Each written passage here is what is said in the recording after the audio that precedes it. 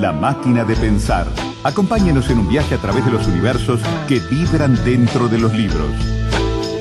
Bienvenidos al corazón de las palabras. La máquina de pensar. Conduce Pablo Silva Olazábal. Produce Gustavo Germán. Auspicia Biblioteca Nacional. La máquina de pensar.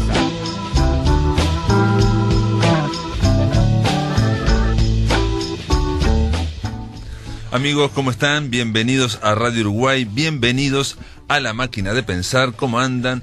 20:02, arrancamos con Gonzalo Gervás en controles de emisión, con Gustavo Germán en la producción de este programa, en una semana que va a estar dedicada, digamos, va a ser surtida, ¿no? Hoy no va a estar dedicada a nada en especial, sino que va a estar dedicada a disciplinas muy importantes como la poesía, como los mitos. Bueno, vamos a hablar de ebooks, vamos a hablar de una novela experimental, vamos a hablar de historietas, de cómic mañana, vamos a hablar de rock, de una banda de rock con, ¿cómo se llama? Con Luis Fernando Iglesias. Bueno, vamos a hablar con Gabriela Oneto acerca del mito de Eco y Narciso. En fin, hablaremos a lo largo de esta semana, va a estar muy surtida, pero arrancamos bien, porque hoy vamos a estar hablando de La Máquina de Pensar, todo el programa, con dos poetas. Uno de ellos es Álvaro Miranda. Bueno, en realidad, un poeta está acá, el otro lo voy a llamar después Maldonado, y no sé, me faltan otros dos más, pero voy a ver. Álvaro Miranda, ¿cómo estás? Buenas noches, Pablo, es un gusto estar contigo en tu programa. Álvaro Miranda, bueno, ustedes ya lo conocen, ha pasado por aquí, él tiene una larga trayectoria como poeta y también como editor, porque vos en el libro pones solo los libros que, digamos, has publicado tú, que has escrito, pero hay una larga trayectoria de Álvaro Miranda como editor, ¿no? O sea, hace poco Roberto Aprato acabó de reeditar sus 5 primeros títulos, y bueno, con las tapas, y yo los miraba y digo, pero todos con Álvaro Miranda, ¿no?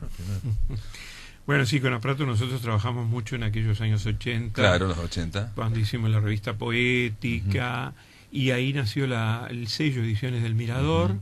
Y no, obviamente con Roberto publicó en Ediciones del Mirador varios títulos.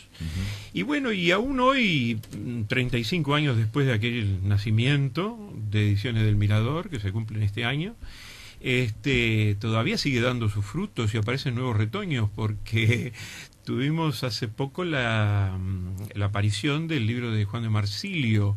Del País. Pasó por aquí, sí, es cierto, no había unido que es en Ediciones del Mirador, claro. Sí, que inaugura una nueva colección dentro de Ediciones del Mirador, ¿no? O sea que tan joven que todavía aparece una nueva. Sorprendente, porque hay que pensar que también Ediciones del Mirador aparece bajo la dictadura, ¿no? Aparece bajo la dictadura, sí, en un momento sumamente difícil. Sí, hasta económicamente y políticamente. Para la poesía. Políticamente, pero absolutamente imprescindible para la poesía. Porque la poesía no tenía ningún vehículo de expresión, ningún medio de expresión, no había forma de expresarse. Es decir, la poesía en aquellos años no había sello editorial, el único sello que existía era Ediciones de la Balanza. Ediciones de la Balanza. Sí, pero Ediciones de la Balanza creo que fue hasta el 79, ya se estaba cerrando, digamos. Y Ediciones del Mirador recogió un poco el guante cuando desapareció Ediciones de la Balanza. Correcto. Entonces nosotros dijimos, bueno, pero la poesía no se puede quedar. Hay muchos poetas acá, poetas en el exterior, hay gente que necesita expresarse. Sí, hubo también, por otro lado, Ediciones de Uno también estaba. Ediciones de Uno fue un poquito posterior a Ediciones del Mirador. Claro. Nosotros arrancamos en 1980, publicamos mucha gente que estaba fuera del país, como Fresia, Alfredo Fresia. Bueno, hay que pensar que también había otra colección en Banda Oriental, pero que también que la había dirigido en su momento Washington Bocha Benavides, pero Acuarimántica creo, pero también se había cerrado ya por esa altura. O sea, en el año 80 no había prácticamente nada. No había nada. No había forma, salvo edición de autor. Es posiblemente también, yo siempre digo que el 79 y el 80, previo al plebiscito, deben haber sido los años más oscuros de la dictadura, porque todo parecía atado y bien atado, digamos. Los militares creían que estaban precisamente hacen el plebiscito de todo esto porque creen que era una paz, es decir, un aplastamiento generalizado, ¿no? Todo estaba bajo control. Esto solo podemos ganar, ¿no? Esa idea, ¿no? Sí, bueno, después se Terrible. llevaron La sorpresa. Pero bueno, sí, nosotros necesitábamos, digo, hablando un poco como poeta, Sí, pero sí. creo que había muchos poetas que nos identificábamos en ese sentido. Y necesitábamos un sello editorial que de alguna manera nucleara las voces nuevas de la Claro, poesía. las voces nuevas. Las voces que estaban subterráneas, Claro. silenciadas, que habían aparecido por los años 70, que después se desarrollaron en los años 80 Claro. y que no tenían forma de expresarse. Entonces dijimos, bueno, acá es necesario. Y empezamos con Ediciones del Mirador y aparecieron los primeros títulos. Los primeros títulos empezaron a divulgarse, obviamente, siempre Sí, en sí, forma sí, bastante sí. difícil Sí, sí. y en forma bastante subterránea también, pero empezó a crecer y a crecer y a crecer, y fueron unos años, los años 80, muy buenos. Ajá. Es decir, hubo mucha gente que encontraba que naturalmente era el único vehículo a través del cual podía decir lo que quería decir, ¿no? Ajá. Y Álvaro, te pregunto esto, y digamos, y las presentaciones, hacían presentaciones en boliche, o sea, porque había también la historia de la reunión, ¿no? De hacer reuniones. Sí, claro, ese es un tema que en aquella época había que manejarlo con mucho cuidado. O sea, porque las presentaciones podían dar lugar a malas interpretaciones. Claro, es eso que había que el pedir tema de permiso, mucha gente, sí, muchos grupos. sí. Es decir, los primeros años de aquella época fueron bastante difíciles. O sea, ¿no hacían presentaciones? No, hacíamos Ajá. presentaciones, sí, hacíamos presentaciones, pero había que hacer las presentaciones con mucho ojo, cuidando mucho todos los aspectos, no es como ahora que uno hace la presentación y no tiene problema. Sí. En aquella época había que ver muy bien qué libro se presentaba, cómo se presentaba, etcétera, etcétera, ¿no? Y lo mismo para la difusión, tal vez, ¿o no? Invitar solamente gente conocida. En ese sentido, aquellos años, a pesar de todo, había como algo paradojal. Es decir, era una época de silenciamiento. Total, sí. Pero era una época donde había una efervescencia muy, muy grande por hablar y por decir y por manifestarse y por expresarse y por escribir y por salir. Entonces, estábamos en el delicado equilibrio entre lo uno y lo otro, de manera de poder decir que en ese sentido el género lírico, la poesía, obviamente, era adecuadísimo. Exacto, es el más adecuado. Claro, porque todo entre líneas. Naturalmente. Entonces, a través de eso, la poesía muchas veces decía cosas que de otra manera no se hubieran podido decir, pero que a buen entendedor, muchas veces, pocas palabras. Claro. Así que bueno. Impresionante. ¿Y por qué le pusiste Ediciones del Mirador? Mira, fue una cosa. ¿Sabes por qué? Yo creo que la idea fue que había una idea generacional. O sea, a mí me faltaba la voz para hacer. Claro, me impulsaba una idea de decir, bueno, esta generación está huérfana, ya no tenemos, ya hay una ruptura con las generaciones anteriores, por los hechos históricos, de manera que el mirador me pareció un símbolo, me pareció una imagen adecuada como para ver y mirar el panorama de la poesía por aquellos años, la gente nueva que venía, que se había ido, que estaba acá, pero sí, como el estado de la situación, digamos, poético. Exactamente. Claro. Y nos dedicamos exclusivamente a la edición de poesía. Luego, Ediciones del Mirador, una vez que se estableció ya más con el tiempo, empezó a editar también otros géneros literarios. Sobre todo narrativa, ensayos. Y ahora en este caso, con esta nueva producción, con este nuevo libro que traes, sin embargo, es La Caja de Jade, está editado. La Caja de Jade, La Caja de Jade es otro sello. Sí. No es Ediciones del Mirador. Bueno, este es un libro especial, como podés ver. Sí, es muy especial, ¿no? O sea, para empezar, no es Álvaro Miranda, sino que son 3 autores: Álvaro Miranda, Arno Malvadari y M. Olivar Aranda, ¿no? Esos son 3, y hay un triángulo, y bueno, si uno mira un poco más, y se llama resma, ¿no? Pero el triángulo tiene 3, en cada lado tiene una palabra, ¿no? En uno dice res, ¿no? En la res pública, la cosa; en otro dice ares, se le agrega una A, y el otro dice mares, ¿no? Y están los 3. Obviamente yo al principio pensé, qué raro Álvaro Miranda haciendo un libro con otros poetas. Y después lo pensé un poco mejor y me di cuenta que eran como heterónimos con los mismos con las mismas letras de tu nombre, ¿no? O sea, Arno Malvadari o M. Olivar Aranda son Álvaro Miranda, son heterónimos. Sí. Bueno, son heterónimos, son anagramas, es decir, con las mismas letras de Álvaro Miranda se forman otros nombres y apellidos. Pero esos nombres y apellidos corresponden a otras estéticas, son heterónimos.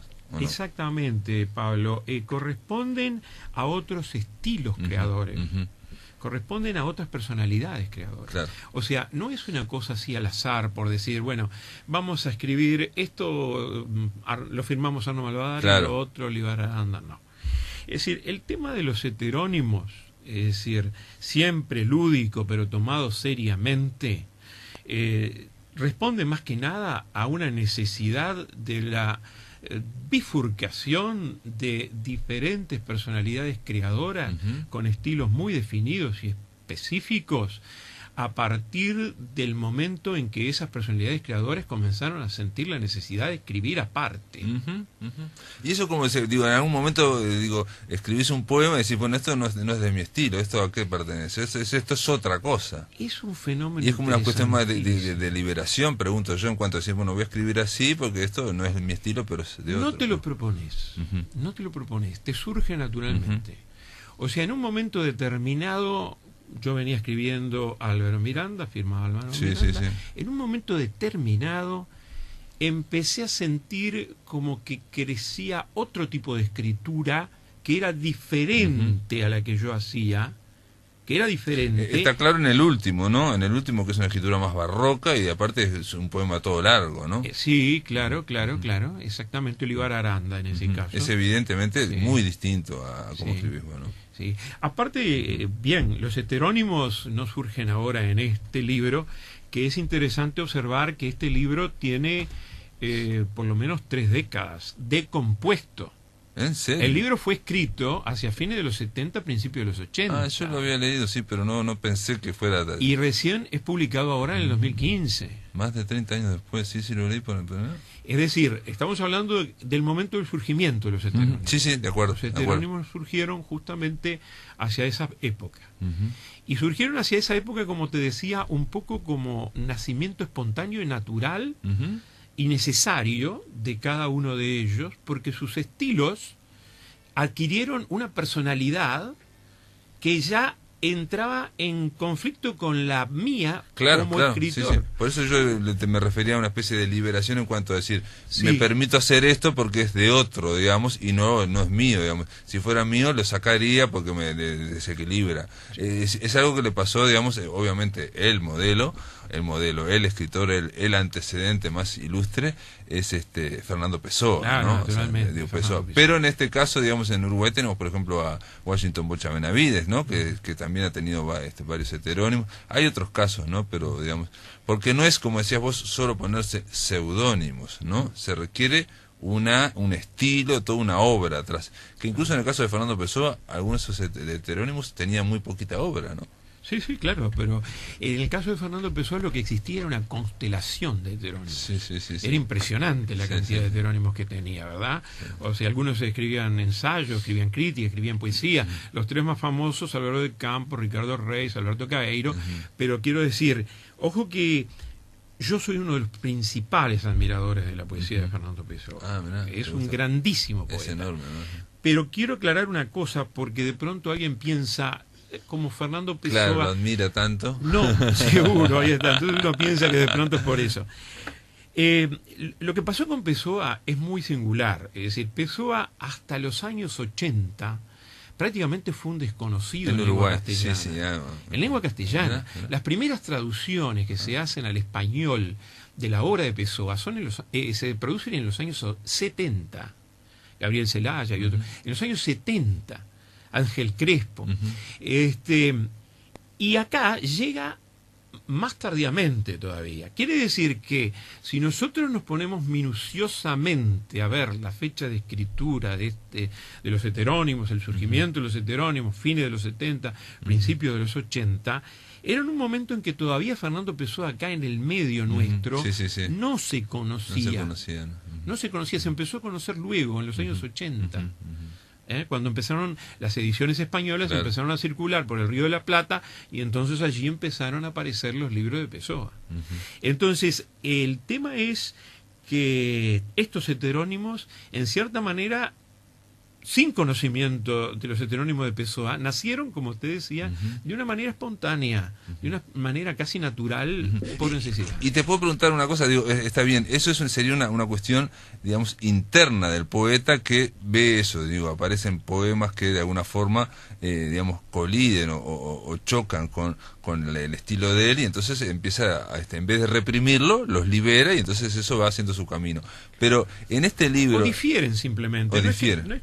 No es que los estilos estén en contraposición. Ah, no, claro, sí, no en oposición. Son estilos que sí, de pronto se definen en otro sentido, se definen por otro lado. Por ejemplo, Arno Malvadari es muy proclive a la ironía, exacto, crítica, y al juego como de palabras, a la literatura lúdica, a la parodia. Y a referencias eruditas también, claro, ¿no? Y Olivar Aranda es más proclive a la poesía narrativa, poesía más extensa. Sí, que fluye como un río. Porque, claro, porque esta no es el primer libro en que aparecen los heterónimos. Es decir, ya por los años 80 aparecieron los dos, Arno Malvadari y Olivar Aranda. ¿Y los publicaste? Claro, con 2 cuadernos en ediciones de Mirador. La cochera de Fairbanks y El mundo no es como uno lo usa, de Olivar Aranda, y Pánico Púnico y las fibras conductoras de Arno Malvadari. De manera que ya tenían su vida. Y cuando los presentaste, digo, obviamente los presentaste vos, ¿o no? Bueno, esos libros quedaron sin presentación. Sin presentación. Bueno. Esos libros no pude convencer a ninguno de los dos que hicieran la presentación. Huyeron. No quisieron. Dale. Entonces, bueno, está bien. Están presentados Arno Malvadari, está Olivar Aranda, estamos conversando con Álvaro Miranda. Después de la pausa, amigos, seguimos conversando, y ahí sí vamos a ver si entramos en este libro que tiene un nombre sugestivo, y a la vez, cuando lo leí la primera vez, digo, pero esto se llama resma, ¿no? Puede ser hasta un poco burocrático, si se quiere, un poco kafkiano. Una resma de papel, ya sabemos que es para fotocopiador. Claro. Vamos a ver por qué se llama resma este libro con Álvaro Miranda. En el aire de Radio Uruguay, La Máquina de Pensar.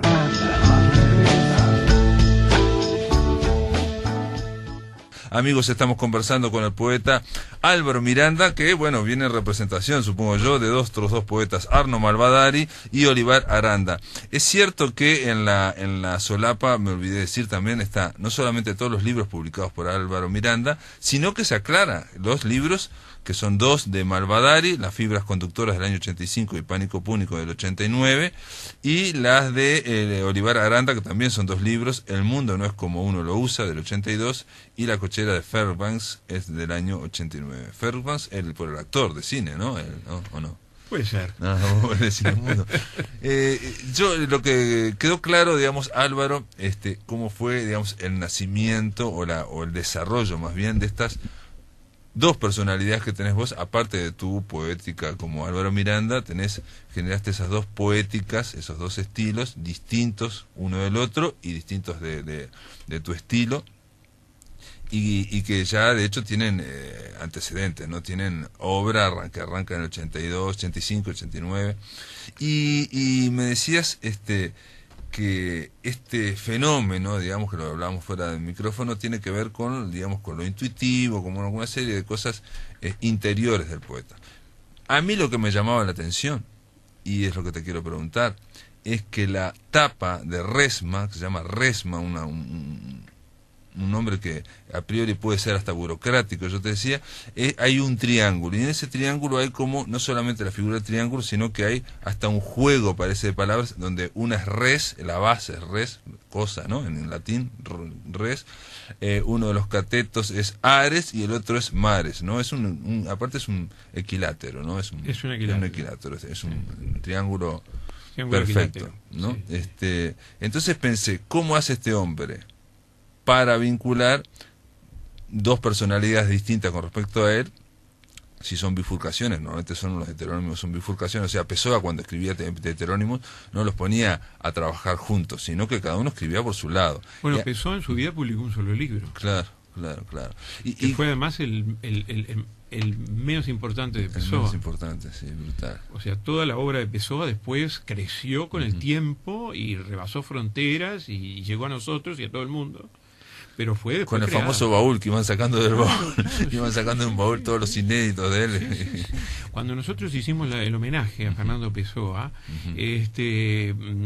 vinieron especialistas sobre Fernando Pessoa de Brasil, de España, de Portugal, y una de ellas me decía que todavía el baúl de Fernando Pessoa está todavía, están trabajando con los textos de Pessoa.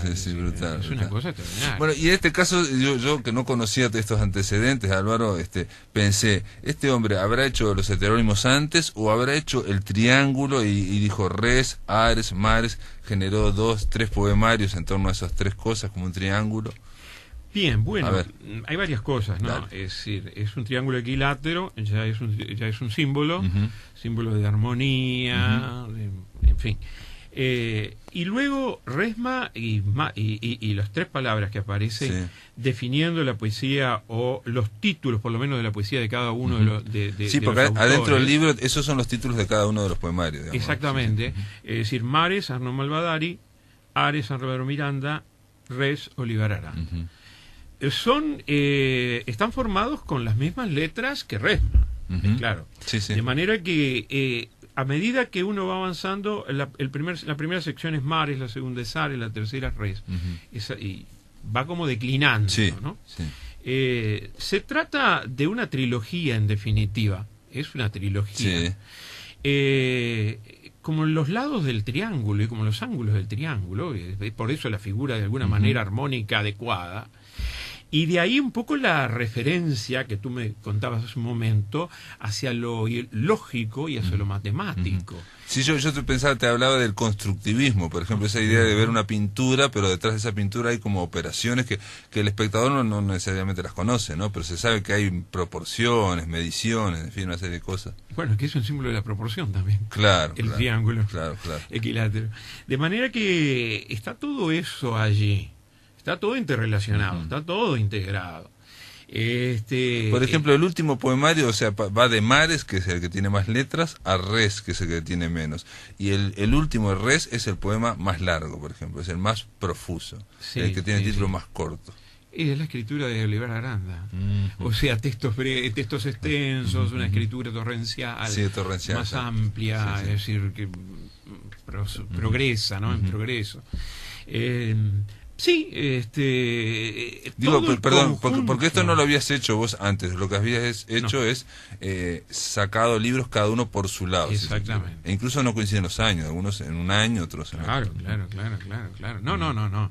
Arno Malvadari, con su personalidad creadora, publicó en los años 85 y 89, el otro en el 82 y el otro en el 89. Sus cuadernos eran los cuadernos de Ediciones del Mirador de aquella época. Y Olivar Aranda también, ¿no? Es decir, ellos fueron por su lado. Ahora llega un punto en el que de pronto hay un encuentro entre los 3. Y me pareció que la imagen del triángulo era la imagen más adecuada. Y por otra parte, porque mostraba un poco también la armonización y el sentido de unidad y de la diversificación a partir de la unidad, aquello de platónico de Platón, ¿no? Es cierto. De manera que es un poco esa la imagen que me generó el tema de reunirme yo personalmente con los 2 heterónimos y hacer un trabajo. Lo más interesante pienso que puede estar por el lado de ver las diferencias en las escrituras. Porque una cosa es que publique Arno Malvadari, que queda como un cuaderno. Pregunta, pero el tema, por ejemplo, reunido los 3, ¿es el mismo? No. Son 3 poemarios en torno a esos títulos. Claro. Los títulos le dan una unidad a la colección de poemas de cada uno de los integrantes. Correcto, o sea, cada uno sigue corriendo por su carril. Sí, cada cual sigue corriendo por su carril. Y tú lo decías recién muy bien, es decir, el carril de Olivar Aranda va por un sentido completamente diferente al de Malvadari, e inclusive al de Álvaro Miranda. De modo que se trata de 3 líneas claro, pero uno ve la carátula, ve la tapa y parece como todo muy concentrado en ese triángulo. Digo, incluso el triángulo es un poco es el símbolo de la no dicotomía, digamos, de las cosas que no son, ¿no? El cielo y tierra o espíritu y cuerpo, ¿no? Es la idea de toda la cuestión triádica de tres genera un equilibrio, ¿no? O sea, sí. apuesta por el equilibrio. El equilibrio, de alguna manera, se puede generar a partir de los textos mismos, es Claro. decir, a partir de la escritura misma, ¿no? Y te pregunto, porque vos pusiste un epígrafe que me llamó mucho la atención, Sí. de este hombre llamado Hans Magnus Enzensberger, que Sí. es un narrador, un ensayista. Es un crítico alemán. Sí. El que escribió el verano de la anarquía, ¿no? De Durruti, ¿no? No. Pero sí. lo interesante de Enzensberger Sí, es sí. que cuando la posmodernidad comenzó a progresar, Sí, me acuerdo. uno de los pocos defensores Mm. críticos en Europa que hizo una cerrada defensa de la modernidad. Ujú. O sea, cuando uno habla de la modernidad, piensa en los autores más grandes del siglo XX, Sí. ¿no? Es decir, Pound, Borges, Eliot, etcétera, ¿no? Sí. El único, prácticamente uno de los pocos que hicieron una defensa cerrada de la modernidad fue él. Fue Enzensberger, ¿no? Y es un escritor, un crítico, que a lo largo de su obra ha trabajado mucho Ujú. con la poesía desde un punto de vista esencialmente proclive a la modernidad. Ajá. Es decir, siempre teniendo en cuenta eso, es decir, a extraer, rescatar, buscar en Europa los distintos escritores, poetas, etcétera, siempre en el entorno de lo moderno, en el siglo XX, ¿no? Hay un libro muy interesante de Enzensberger, que justamente pasa revista a casi todos los poetas del siglo XX y de los poetas modernos del siglo XX, Wallace Stevens, William Carlos Williams, Pound, en fin, no solo norteamericanos. Vida y muerte de Buenaventura Durruti, ese es el libro biográfico que escribió sobre el anarquista español célebre. ¿No? Esa sí es una novela biográfica. Sí, es conocida también. Pero acá dice, el epígrafe que elegiste, Álvaro, habla de que lo que se califica de ininteligible, o sea, que no se puede entender, es aquello que constituye la esencia de todas las grandes obras literarias y que está destinado a un olvido, pero un olvido perenne, dice, ¿no? Porque la sociedad no lo acepta y no lo reconoce como admisible. O sea, como que hay una cuestión del arte última que no es aceptado ni admitido por la sociedad. Es que es verdad, es realidad. O sea, la realidad te demuestra esto. Por ejemplo, en este libro, entonces, en Resma habría cosas que son como difíciles de asimilar, digamos, o que de alguna forma... El lenguaje poético es un lenguaje que obviamente se va tramando y se va creando y se va construyendo a partir de la interioridad de cada uno de los poetas. Sí. Que esa interioridad que el poeta ofrece a los lectores sea luego de alguna manera recibida por los lectores o no sea recibida por los lectores, está en consonancia con una de las características más determinadas del siglo XX, que fue esa tendencia hacia lo hermético, el hermetismo italiano, los poetas herméticos italianos. Sí, en general toda la literatura, digamos, en general digamos, de vanguardia o de avanzada, cuanto más se avanzaba, menos se llegaba a la sociedad, digamos. Exactamente. Menos se comunicaba. Exactamente, y eso viene... La historia es muy larga, digo. Comienza con las vanguardias a principios del siglo XX y a partir de las vanguardias después se va desarrollando. En general ha sido así. Si tú tomas un libro de Pound, por ejemplo, te vas a encontrar con un lenguaje muy elaborado. De acuerdo.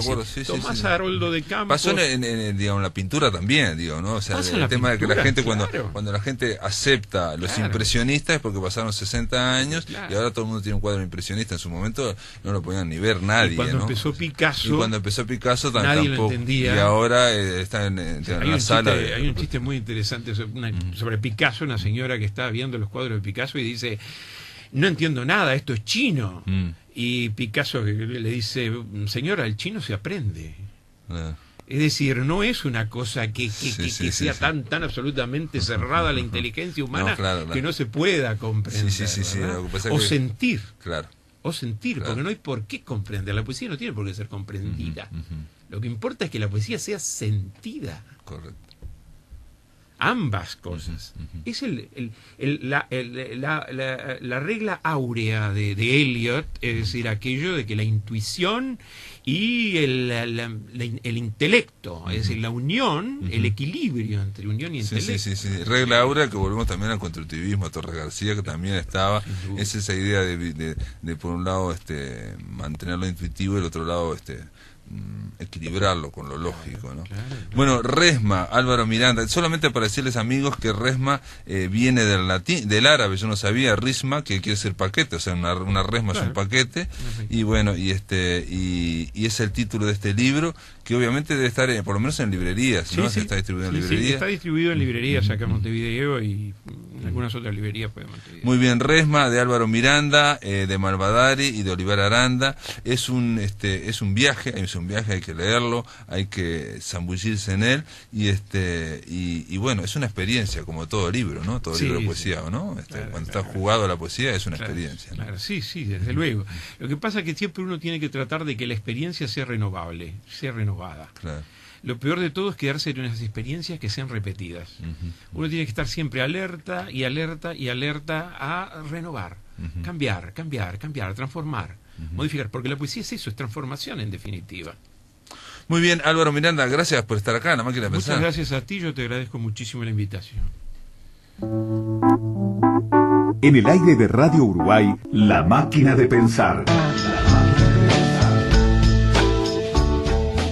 Muy bien, amigos, ahora continuamos en La Máquina de Pensar. Vamos a seguir, como dijimos, conversando hoy de poesía. Estuvimos arrancando la semana con poesía con resma, y ahora vamos a un célebre libro. Vamos a darle la bienvenida a Gonzalo Fonseca. ¿Cómo andás, Gonzalo? Hola, buenas noches para ti, para la audiencia. ¿Cómo están? ¿Todo bien? Todo bien. Gonzalo Fonseca es un escritor nacido en Rocha, pero vivís en Maldonado, ¿no? ¿O no? Vivo en Maldonado, en la ciudad, y en Aiguá. En este momento te estoy hablando desde Aiguá, o sea, desde el norte del departamento de Maldonado, digamos, en una frontera con el departamento de La Valleja y Rocha y Maldonado, la triple frontera. La triple frontera, claro.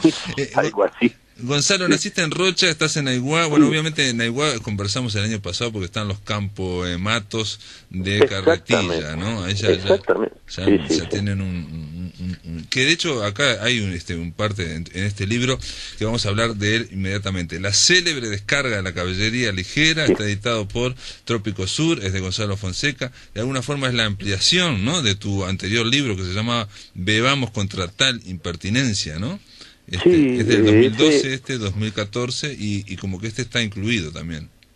Sí, por la sencilla o complicada razón que cuando Montesino, Jorge, en Trópico Sur planteaba hacer una selección de poetas de Maldonado y de escritores de Maldonado para sus mini libros, me invitó a escribir, y a mí me pareció que era un primer lanzamiento interesante, pero siempre lo había estado pensando como parte integrante de una cosa más integral, más conceptual, un libro más completo, que lo dejamos para un poquito más adelante, para darle un poco más de tiempo al desarrollo del otro proyecto, que anduvo bastante bien. La editorial trabajó bien en esa línea, difundió mucho a los autores del departamento de Maldonado, y algunos fuera de él, algunos poetas internacionales conocidos también, como Fresia, ¿no?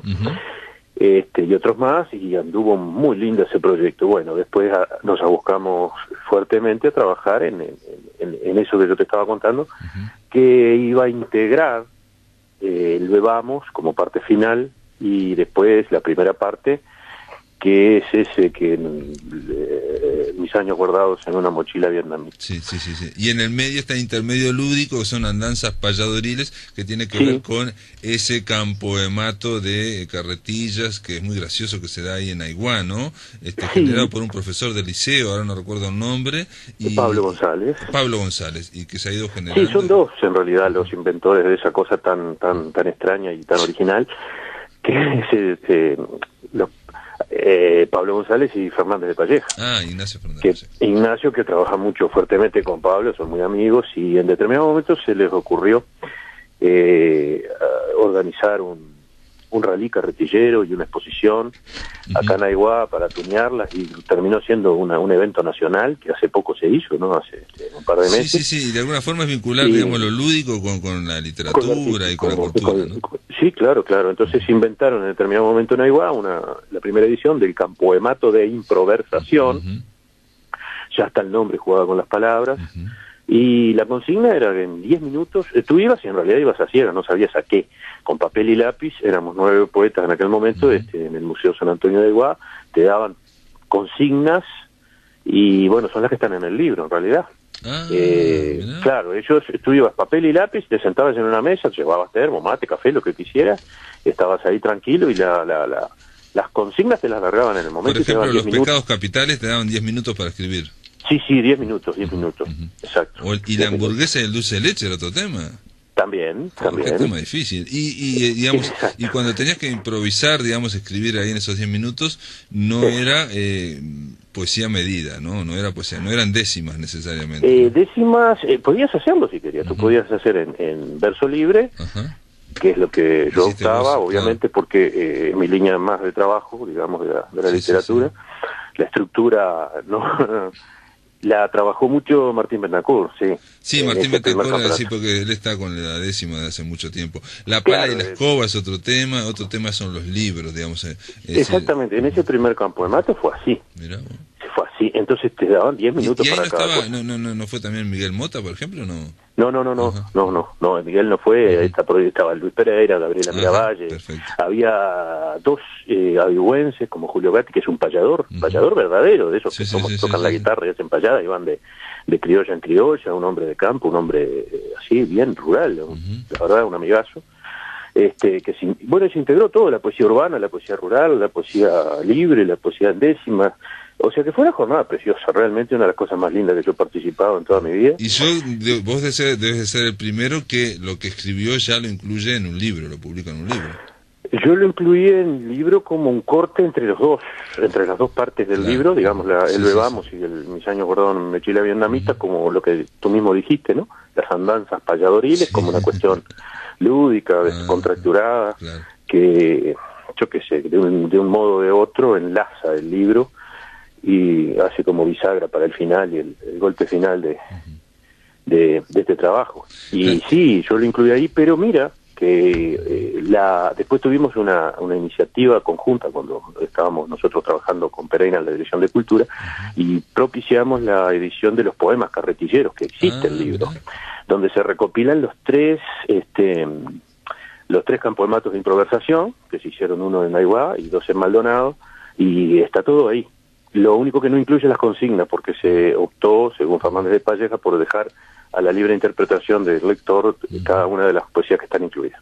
Así que bueno, en todo caso se lo hago llegar después. ¿Eso fue editado por la Intendencia Maldonado, entonces? Ese libro fue editado por la Intendencia Maldonado. El otro, ¿no? El que estamos hablando de los poemas carretilleros, exacto, no el mío, no. No. Ese fue editado por la Intendencia. De acuerdo. Exactamente. Pero te lo podemos hacer llegar, ese no. Perfectamente, no hay problema. Bárbaro. Porque muy bonito quedó. La célebre descarga en la caballería, dijera de alguna forma, es un desarrollo del primer mini libro que sacaste entonces. No diría yo que es un desarrollo, sino que es una parte, el Bebamos, digamos que es una parte de este libro. Yo no me daría como desarrollo, sino que es una cuestión que incluye el Bebamos, ya te digo, porque el Bebamos podría ser incluido como un apéndice o como un capítulo o como lo que fuera, y a la misma vez soportaba el peso de ser un librillo único, según lo que el mismo Alfredo Freixo una vez me comentó, que me dijo que había estado muy bien en incluir eso, porque el libro así como tal quedaba integralmente completo. Muy conciso. E incluso hay una aquí, quiero comentárselo a los amigos que nos están escuchando. Sí. Hay una contratapa de Leo Maslía, muy pero muy elogiosa, de Bebamos precisamente, ¿no? Sí, fue la verdad que... Bebamos contra tal impertinencia. Se ve que a él le llegó el mini libro y le encantó. El libro, mira, en realidad yo no se lo hice llegar. En realidad, como dice él, un día fue a tocar a la Feria del Libro de San Carlos, hace unos años, hace mucho que sí, un par de años, y me lo contó el mismo Montesino en determinado momento, ¿no? Que estábamos conversando y me dijo, uy, Leo Maslía se llevó tu libro. ¿Ah, en serio? Sí, bueno.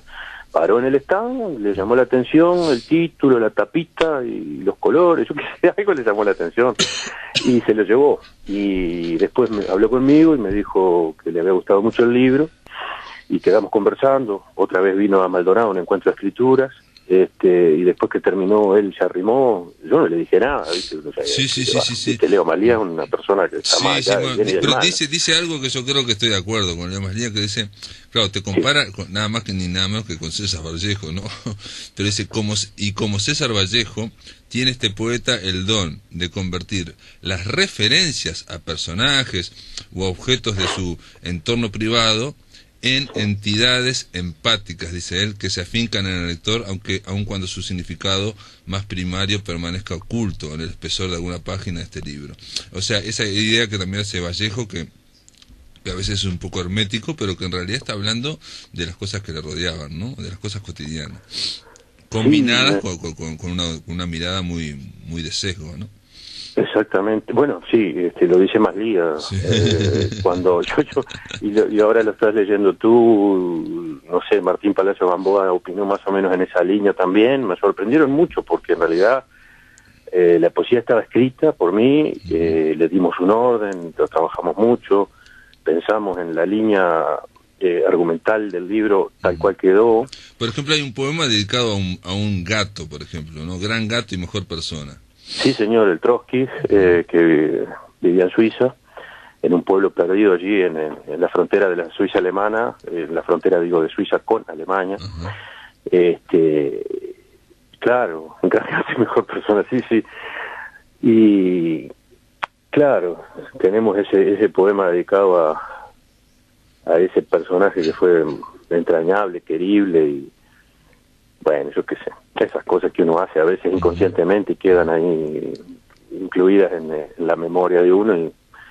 Y ahí está, después digo, el tema de la memoria, el tema de, ¿no?, de cosas que pueden ocurrir, ¿no? Sí, por supuesto, la memoria está presente, las cosas personales, las cosas íntimas, las cosas generales. En tu caso, incluso esa ambigüedad. Haces como un trabajo con tu padre, con tu abuelo, digamos, ¿no? Con tu hijo, sí. Haces un desarrollo de repente decís, pasamos a otra foto. Sí, viste que el antiprólogo lo escribió Gabriel Leone, que se tomó el trabajo de escribirlo imaginándose una película. Una película de desarrollo. Un western, sí, una cosa rara. Un Estner, después dice él, algo así, una cosa, porque lo transforma, en vez de ser en el lejano oeste, en el lejano este, y en el norte del departamento de Rocha, en Lascano, donde era originario mi abuelo y mi padre también. Y se basó en escribir eso, una foto ahí que hay de nosotros cuatro, la línea generacional, desde el abuelo hasta mi hijo varón, que somos los Fonseca en realidad. Sí.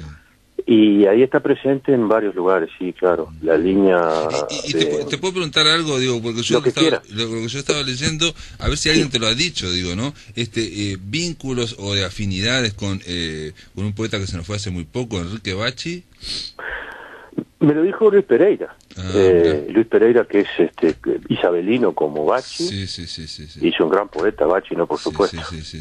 Yo lo admiraba mucho, lo quería mucho y nos golpeó mucho esa desaparición. Sin duda, fue hace muy poquito. Y Luis manejaba fue hace muy poquito, sí. Hace un par de semanas, y Luis me manejaba eso. Claro, yo no te había leído, pero cuando leí este libro pensé, afinidades en el sentido de eso, de usar cosas, digamos, de la cotidianidad o de la infancia o cosas que te rodean y darles valor poético, ¿no? O épico también a veces. Sí, exactamente, sí, viste, se mezcla ahí mucho la ambigüedad esa de la historia colectiva y la historia personal. Claro. El contrapunto ese que se da entre los lugares que son propios del interior del departamento o el interior del Uruguay. Yo qué sé, yo nombro Las Cañas, que en realidad Las Cañas es un paraje acá cerca de Aiguá. Hablo de Lucho Maurente, que era un artista ingenuo palomense, como yo. Sí, naif, sí. Y hablas de Jaquero, o hablas de, no sé, las coplas de Serrat, que me impactaron en aquel momento en La Paloma, cuando yo era chico, en la sede del San Lorenzo. Se menciona al pasar, pero San Lorenzo era el cuadro del barrio, en La Paloma, donde yo jugué cuando chico, y jugaba gente que yo admiraba, y hablas de Aiguá, que es una ciudad que me contiene, o derrocha mucho de esos paisajes que tiene y de su propio mar. Y hay una cuestión así, digo, parecida, o tiene que ver, por eso no está tan, si bien hay una cuestión media jocosa con la célebre descarga de la caballería ligera, que tiene que ver con el western, y yo creo que en ese sentido el western tiene eso, ¿no? De agarrar un pueblo, pero, digamos, darle un contenido épico, ¿no? O sea, una persona, dos personas recortadas, digamos, en el horizonte tranquilo de un pueblo pueden tener mucha... Por supuesto, ahí, yo creo que lo que estás diciendo es clave. Hay mucho de, quizá no está explícito, como dice Maslía, se lateraliza, y cada uno lo va a tomar de alguna manera, el cine y las estampas esas que quedan memorables, ¿no? De las películas del oeste. No, y otra cosa que vos mencionás, que yo en eso te aplaudo, la historieta y a Yacaroe, por ejemplo, ¿no? Que es un gran personaje de historieta que no todo el mundo conoce. Por supuesto, y yo me di el placer de entrevistar a Robin Hood y preguntarle por Yacaroe. Me gusta mucho que hayas hecho eso, porque Robin Hood es uno de mis ídolos, por supuesto. Gigantesco, sí. Gigantesco. Hay otro paraguayo, un paraguayo que escribió y narró las historias de extraordinario, realmente extraordinario. Sí, lo nombro a Yacaroe. Y nombro algo también allá a la pasada, en una historieta, justamente en el poema Iremos al río, que es un largo poema sobre la muerte de papá, que quería homenajearlo de alguna manera, en realidad, y uno no, viste, son esos golpes de la vida que uno no sabe cómo hacer. En determinado momento, bueno, toman forma, lo hacemos, y ahí contiene a mi familia, a mi madre, a mis hermanas, yo qué sé, a mis primos, y a la propia vida y a la propia muerte. Y hay un pasaje por ahí donde habla de yo robo un par de cositas de Morcinder. De Morcinder, sí, lo hablas porque el tema de la mortalidad, la inmortalidad, lo que va y viene, sí, eso también de la historieta, claro. Exactamente, sí, y dice algo así como morir duele tanto, mort cansa tanto, Cinder, que toda resucitación tiene que ser ayudada por manos abiertas, manos de un amor. Hay una mezcla del Morcinder ahí, la historieta, y alguna parte mía también, la admiración por Westergel, por Grecia, por toda la gente, la historieta adulta, ¿no? Claro, la historieta. Y hay una mezcla de todo en el libro, está la historieta, está la música, está el cine, está la literatura, y todo eso mezclado. Muy bien, Gonzalo Fonseca, la célebre descarga de la caballería ligera, es un libro, podemos decir de poesía, pero digo, Iremos al río, tiene prosa poética, incluso casi una narración. Esto está editado por Trópico Sur Editor. Gracias por estar acá en La Máquina de Pensar y ayudarnos a arrancar con la poesía esta semana. Todo lo contrario, el agradecido soy yo, como se dice en el fútbol. Y muchas gracias por la difusión. Estamos siempre a la orden y bueno, para la poesía esta semana. Todo lo contrario, el agradecido soy yo, como se dice en el fútbol. Y muchas gracias por la difusión. Estamos siempre a la orden y bueno, para lo que ustedes quieran. Muy bien, amigos. Y te felicito por el programa. Bueno, un abrazo a la gente de Aiguá. Amigos, se terminó La Máquina de Pensar. Mañana a partir de las 20 horas arrancamos aquí por Radio Uruguay. Que lo pasen muy bien.